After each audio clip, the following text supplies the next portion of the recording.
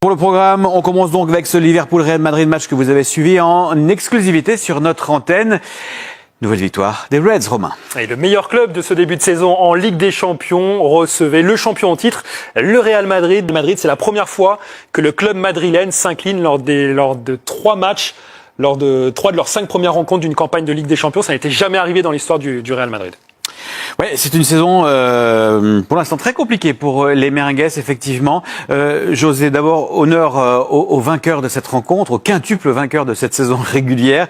Liverpool, ça confirme tout le bien qu'on pensait de cette équipe d'Arne Slot.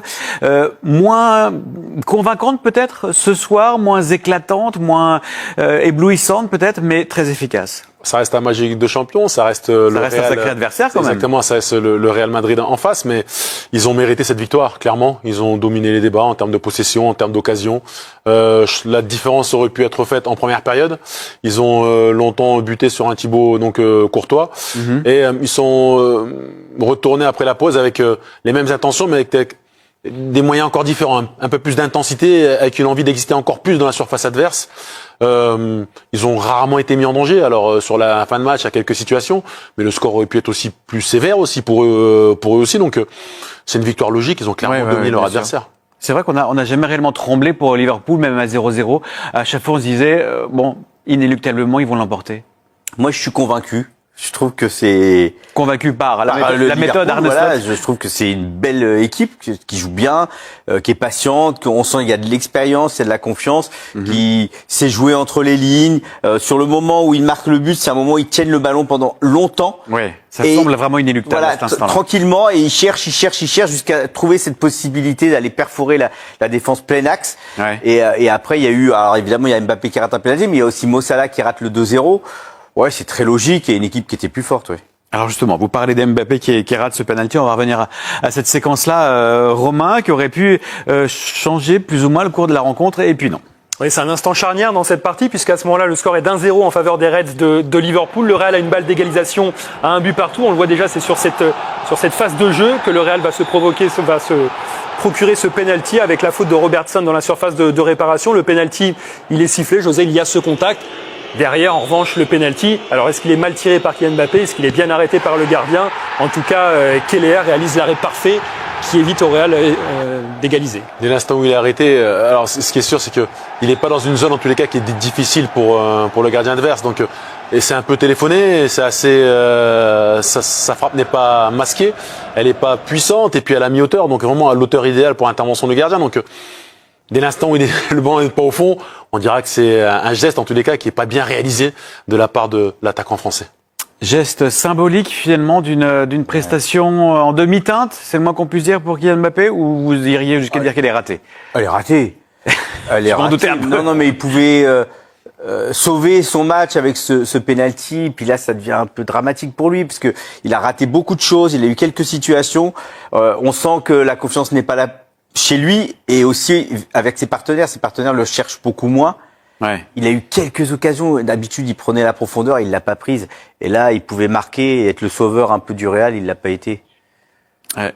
Séquence dramatique, dites-vous.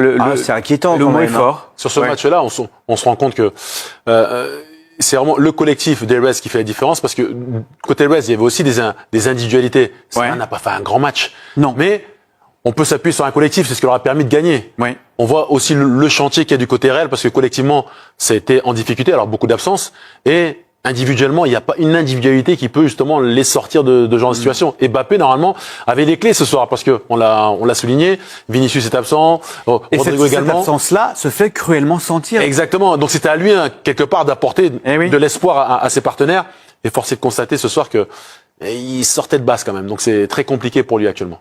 Et puisqu'on parle du Real Madrid, au niveau des tirs cadrés, ça donne quoi? On a vu donc le penalty de Mbappé. Très limité du côté du Real Madrid ce soir, l'expression offensive, avec le premier tir cadré qui a donc eu lieu à la 61e minute à l'occasion de ce penalty raté par Kylian Mbappé. Au total, c'est seulement 2 tirs cadrés pour le Real Madrid en 90 minutes de jeu.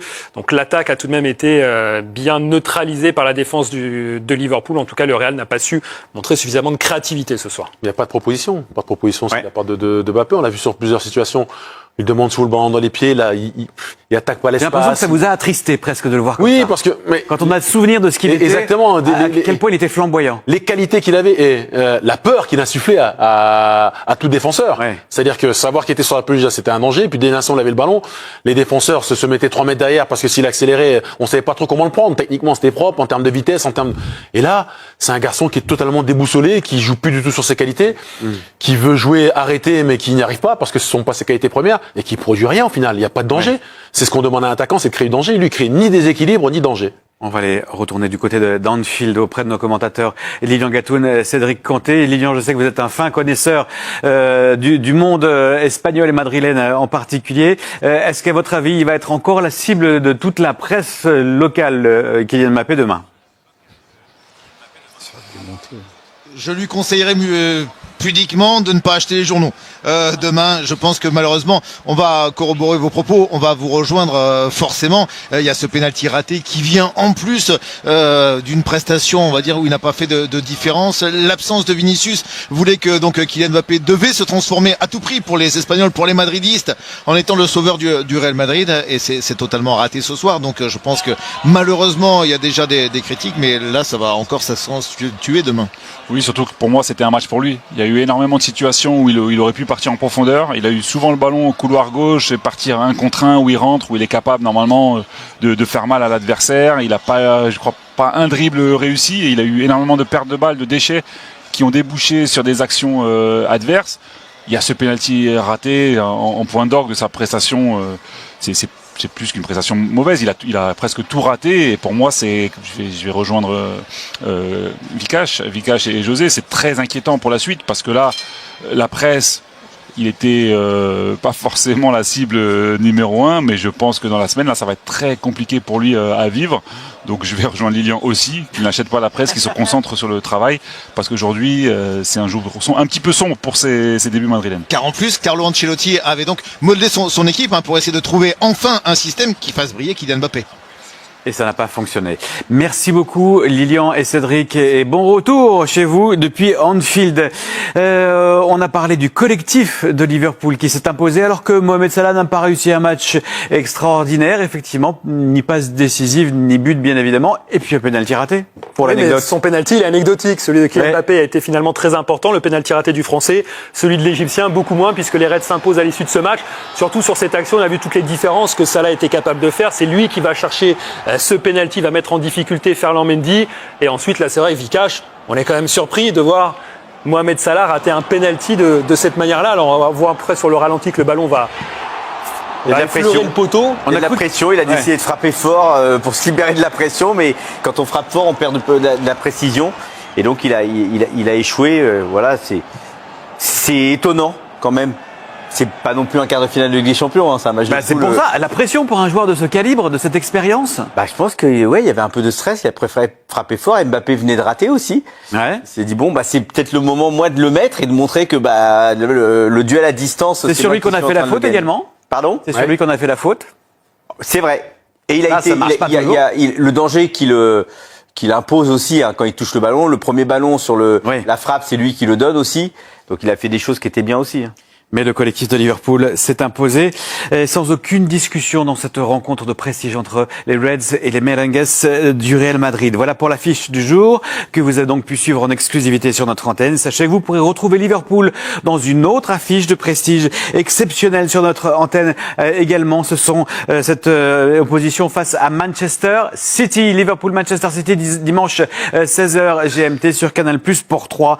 Et ça, il faut le manquer sous aucun prétexte. On revient un instant sur cette défaite du Real Madrid à Anfield sur la pelouse du Liverpool FC 2-0. On va écouter la réaction de Thibaut Courtois, le gardien madrilène, forcément déçu après cette nouvelle défaite du Real.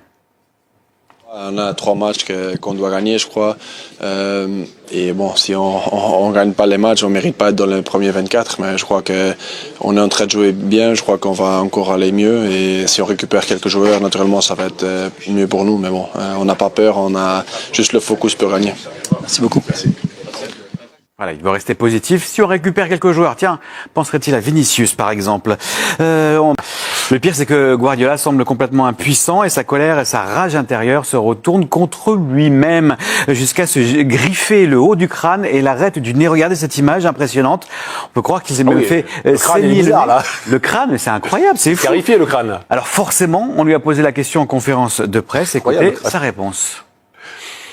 Voilà, il le prend à la rigolade, mais bon, Vikash, vous qui vous orientez vers le coaching également, est-ce que vous coach. comprenez qu'on puisse vivre aussi intensément jusqu'à se faire du mal une telle défaite? Ah bah, qui n'était pas une défaite d'ailleurs, qui était le vivre nul. aussi intensément, oui. Oui. J'espère que ça m'arrivera pas de finir comme lui.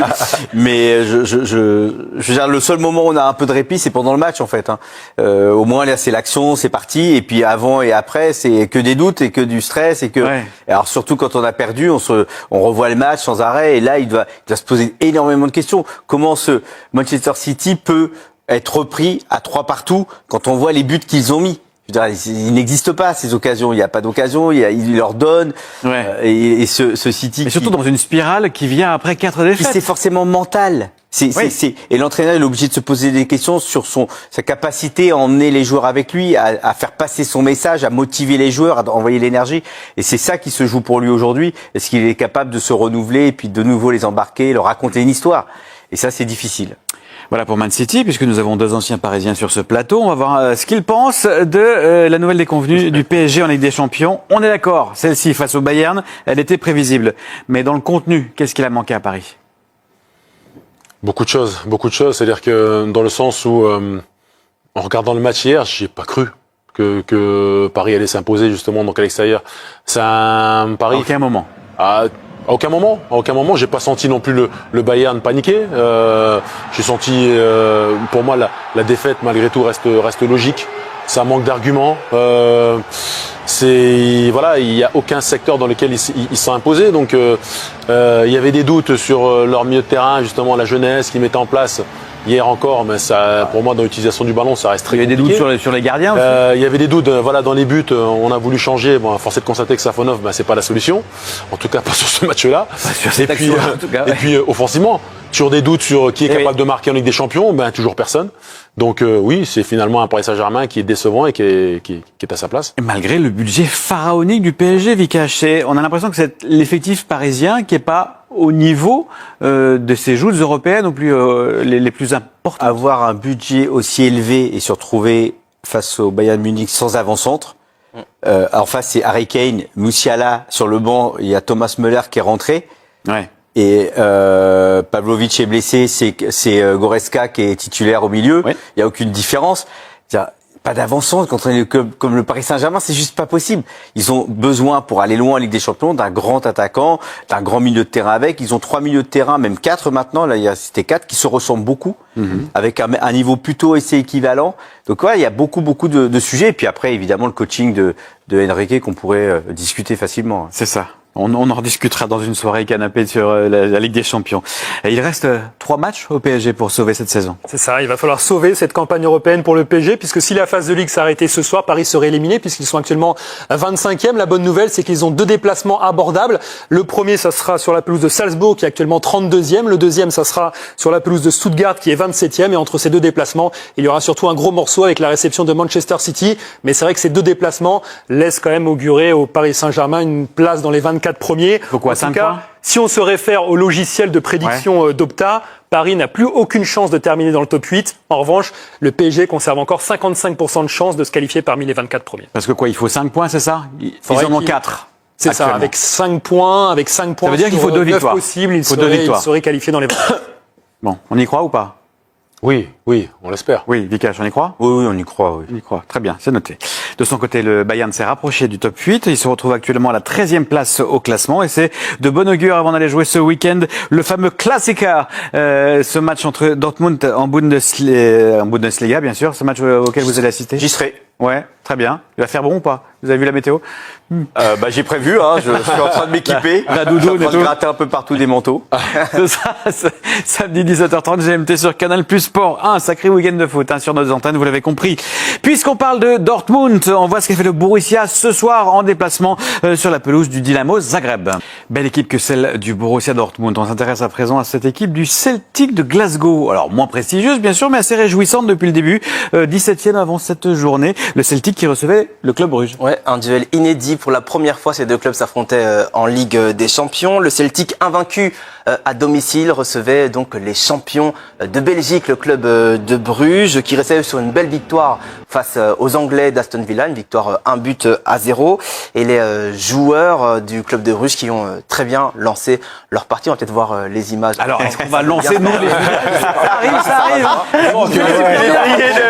Ce d'hier soir, avec par exemple le carton des Gunners, de Leverkusen et de l'Atalanta, mais également les victoires de l'Inter et du Barça. Le résumé est cette fois signé Sébastien Girard.